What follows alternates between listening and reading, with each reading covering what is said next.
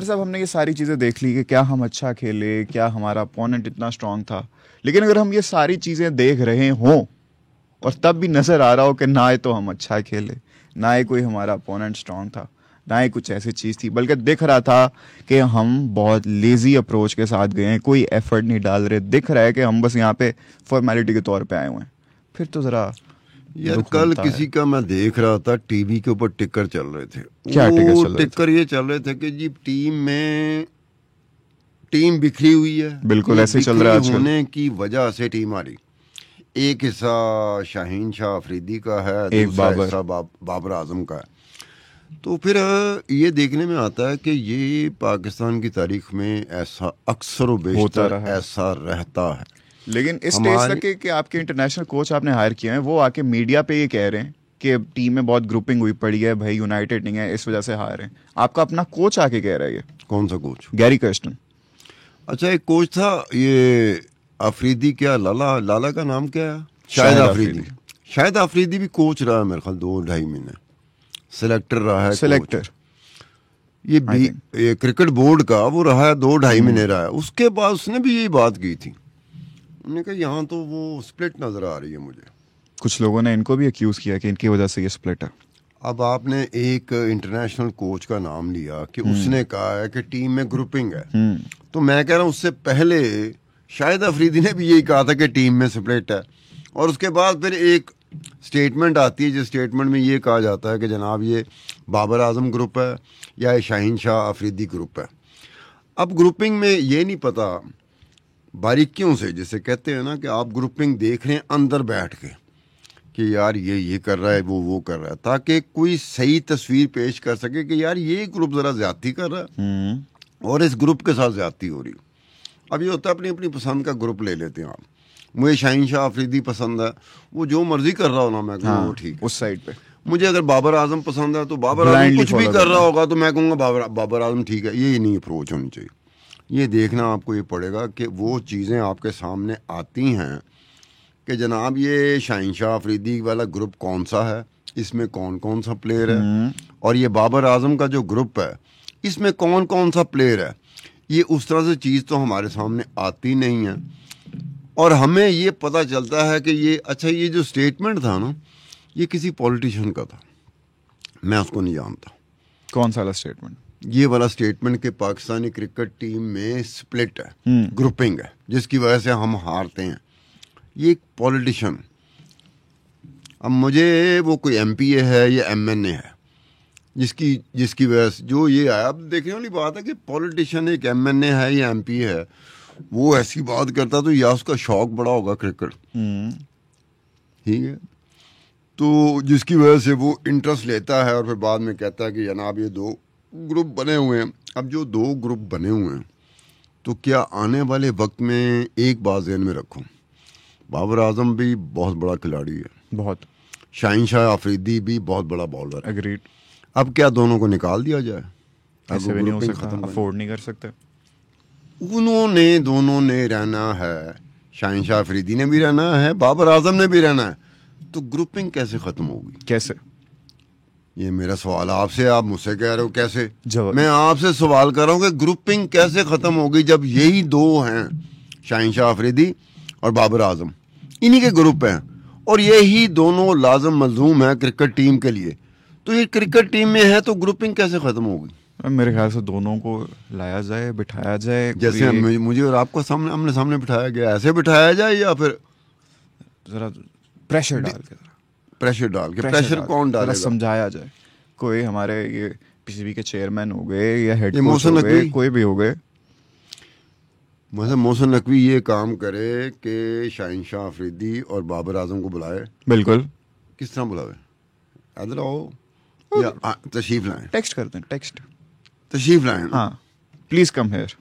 कि यार की अगर वो दोनों कहते हैं कि जी ग्रुपिंग है ही नहीं, आमने सामने बैठ के कहें मेरा आपकी ग्रुपिंग हो चुकी हुई है, लेकिन जब हमें पूछा जाएगा, दोनों को पूछा जाएगा, हम कहेंगे नहीं कोई ग्रुप ही नहीं है, मेरा भाई है। आप कहेंगे सतार खान मेरा भाई है। तो ये दोनों भी यही कहते हैं, शाहीन शाह अफरीदी भी कहता है, बाबर आजम भी कहता है। हल क्या है सतार साहब? अब ये वो जिनकी जिम्मेदारी है उनके पास हल होता है। ठीक है, ये हमारी जिम्मेदारी नहीं होती। ये थोड़ी है कि हमने शाहीन शाह अफरीदी या बाबर आजम को इकट्ठे करना है, हम तो नहीं कर सकते। हल निकालेंगे नकवी साहब। ये जो क्रिकेट की जिम्मेदारियां लेते हैं मोहसिन नकवी साहब है। क्रिकेट की जिम्मेदारियां जो लेते हैं बोर्ड, पूरे का पूरा बोर्ड है। क्रिकेट की जो जिम्मेदारी ऊपर चले हैं तो फिर साहिब इख्तियार हैं लोग कि भाई आराम से बुला के कि यार इंसान बनना कि नहीं बनना, केड़ी ग्रुपिंग। बंदा कहे कि आपकी ग्रुपिंग की वजह से अगर ये साबित हो जाता है कि शाहीन शाह अफरीदी और बाबर आजम की ग्रुपिंग की वजह से हम लोग बहुत जल्दी रुखसत हो गए वर्ल्ड कप से, तो फिर और क्या हमारे पल्ले क्या रह जाता है? कुछ भी नहीं। इसका मतलब ये था कि उस वक्त जब क्रिकेट खेला जा रहा था तो शाहीन शाह अफरीदी का जो ग्रुप था, क्या परफॉर्मेंस जानबूझ के नहीं दे रहा था कि यार बाबर आजम कप्तान है अरे ऐसी तैसी, या फिर बाबर आजम ग्रुप जो है ना वो कोई ऐसी हरकतें कर रहा था? अब निकालना तो हमने इसी सवाल का हमें जब पता चल जाए कि यार ये 11 लोग हैं क्रिकेट टीम में, 11 चलो प्लेइंग 15 कर देते हैं, रिजर्व भी डाल देते हैं। वैसे तो 15 16 17 18 होते हैं, लेकिन हम प्लेइंग फील्ड 11 को लेते हैं। 11 ले लिया हमने। अब 11 में से क्या एक ग्रुप में 6 हैं, दूसरे ग्रुप में 5 हैं, या एक ग्रुप में 7 हैं, दूसरे ग्रुप में 4 हैं, या फिर दोनों तरफ से ये है कि 5 उसमें से एक बीच में न्यूट्रल है, कहना मैं किसी ना मैं नहीं, रेलू कट्टा ये भी हो सकता है। ठीक है ना, ये भी हो सकता। हमें तो पता चले ना जब ये उनका काम है, चले हमें ना बताएं, ठीक है, पब्लिक ना करें, अच्छी बात नहीं होती। बट आप अपने इंटरनल अफेयर्स जो है उनको सीधा तो इंटरनल करें। अफेयर में आपको पता होना चाहिए कि ये शाहीन शाह अफरीदी का ग्रुप है जिसमें ये खिलाड़ी है, ये बाबर आजम का ग्रुप है जिसमें ये खिलाड़ी है। आपस में बनती नहीं है तो आपस में बनाएगा कौन? सार साहब मेरी तो बस एक यही इल्तजा है, जो भी रिस्पॉन्सिबल है और कंसर्न बंदा है उससे, कि देखिए as a Pakistani and as a cricket fan कि जो कुछ हो रहा है सही नहीं हो रहा, बड़ी ज़्यादा एम्बेरसमेंट फेस करनी पड़ी है हमें, हमारी क्रिकेट को। तो ज़रा इसको जो भी है पब्लिक ना करें, बिल्कुल भी पब्लिक ना करें। अपने मसाइल हैं अंदर के, एक ऑर्गेनाइजेशन के मसाइल हैं, इनको अंदर ही अंदर ठीक करें और विद इन टाइम ठीक करें, इससे पहले कि बहुत देर हो जाए। बाकी अगर आगे बढ़े हम फाइनल पे, स्टार साहब मैंने अभी इंट्रो में भी बताया कि इंडिया साउथ अफ्रीका का होने वाला है। इंडिया भी अनबीटन है, साउथ अफ्रीका भी अनबीटन है। अच्छा मेरा ना थोड़ा सा बायस जाता है साउथ अफ्रीका की तरफ। नहीं बायस आप, मेरा ख्याल है आप एंकर हैं। हाँ जी, मेरा ख्याल है आप पॉडकास्ट करते हैं। बिल्कुल करता हमें हूं। इस लेवल पे ना बायसेस को बिल्कुल कोशिश करनी चाहिए। अगर हम बिल्कुल करनी चाहिए। हमारे बायसेस हों, हम उसको तस्लीम कर लें, तस्लीम शुदा बायसेस, तो फिर उसका इम्पैक्ट जो होता है ना देखने वाले पे, वो भी हम लोग तो वैसे बिल्कुल आई 100% एग्री, लेकिन ओवरऑल हम पास सारे के सारे ना बायसेस के साथ चल रहे हैं। बिल्कुल चलते हम जिंदगी बायसेस के साथ ठीक गुजार है। लेकिन सरदार साहब आप ये भी तो पूछे ना कि गजाल क्यों तुम्हारा साउथ अफ्रीका की तरफ जाता है, पूछें जरा एक दफा। नहीं पूछें आप। साउथ अफ्रीका, अगर साउथ अफ्रीका के खिलाफ इंग्लैंड होता, ऑस्ट्रेलिया होता, तो जो भी होता, आपका ये अल्फाज ना नहीं निकलते कि मेरे बाइसेस हैं। नहीं, ये तो फिर आप अज्यूम कर रहे हैं। इंडिया सामने आ गया है, साउथ अफ्रीका, ये तो फिर आप अज्यूम कर रहे हैं। फिर ये देखो ना, इंडिया ना होता, अगर इंग्लैंड होता, ऑस्ट्रेलिया होता, तो आपके मुंह से कभी ना निकलता बाइसेस हैं। ये तो फिर वही बात, अगर इसके बजाय आप मेरे से पूछ लेते कि गजाल तुम्हारा बायस क्यों है उधर, तो मैं आपको जवाब दे देता। समझ लो गिटिया गोडिया नु फाड़ लिया। नहीं, गिटिया गोडिया नु फाड़ के पूछना पे, गजाल साहब ये बताएं, आपकी मिन्नत समाजत हो रही है, ये बताएं आप साउथ अफ्रीका की तरफ क्यों हैं? चलें आप इतना इंसिस्ट कर रहे हैं तो मैं बता देता हूँ। अच्छा वजह नहीं पता। साउथ अफ्रीका के साथ हमारा बड़ा पुराना लगाव रहा है। साउथ अफ्रीका हमारे को एक्सप्लेन करें ना, हमारा एज इन क्रिकेट फैंस का, खास करके आप देखिए उनमें से बड़े ज्यादा बेहतरीन प्लेयर्स आए। AB डिविलियर्स हो गए, one of the greatest players ever, Hashim मामला हो गए, डेल स्टेन हो गए, बड़े ज्यादा हो गए। हमेशा हमने देखा कि south Africa even though paper पे इतनी स्ट्रांग टीम होती थी, हमेशा इनके प्लेयर्स देखें आप दंग रह जाए। As a cricket fan you would agree to, AB de Villiers, Dale Steyn, जिनके जितने भी मैंने नाम लिए, लेकिन वो कभी भी सेमीफाइनल तक या उससे आगे नहीं जा पाया, सेमीफाइनल से आगे नहीं जा पाया। I am not sure semifinal तक भी जा पाया नहीं, लेकिन सेमीफाइनल से आगे फाइनल में वो कभी नहीं गए किसी भी वर्ल्ड कप में। So which was very heart breaking. हमेशा वो थोड़ा सा होता था ना लगाओ कि यार नहीं, ये सो तो क्लोज येट सो फार, सिंपैथी, हमदर्दी की बात कर रहे हो। हमदर्दी वाला बायस है ना मेरी तरफ, है कि यार ये यहाँ तक नहीं पहुंच पाए बेचारे, कभी नहीं, इवन तो वो इतनी स्ट्रांग टीम रही है। तो हमदर्दी की बुनियाद पर सिंपैथेटिक आपकी सिंपैथेटिक मेरी है उनके साथ शुरू से रही है, उस हवाले से आप मेरी चाहत रही है। इसके इनके खिलाफ बेशक इंग्लैंड होता, ऑस्ट्रेलिया होता, जो मर्जी होता। लेकिन आपका मैं कह रहा था कि यार अब बेचारे they've come so far, I would like them to win। लेकिन obviously जो भी जीते एक अच्छी गेम तो होगी। आपकी बात अपनी जगह पर होगी, मेरा इस तरह का कोई ख्याल नहीं है। मेरा ये है कि फाइनल में जो बेहतर खेलेगा, मैंने एज ए क्रिकेटर फैन बन जाना है। ठीक है। जब आप फाइनल देख रहे होते हो ना, तो आपके बाइसेस बिल्कुल हो रहे हैं कि इंडिया है या इंडिया नहीं है, साउथ अफ्रीका हम नहीं है, इंडिया है हम नहीं है। ये सबसे बड़ी बात होती है, हमारे बाइसेस वहाँ पर आ जाते हैं और फिर हम वहाँ पे लगे होते हैं कि यार अगर हम नहीं हो सके ना तो इंडिया को भी नहीं होना चाहिए। हाँ, ये गलत बात है। ये गलत बात है। अगर वो इंडिया खेल जाता है बहुत अच्छा, फिर इंडिया फाइनल तक पहुंचा किसी वजह से ही पहुंचा ना, अच्छा खेला। लेकिन अब काफी 1983 का वर्ल्ड कप जब इंडिया जीता था पहली मर्तबा, 1983 का वर्ल्ड कप जब इंडिया जीता था, कपिल देव था कप्तान।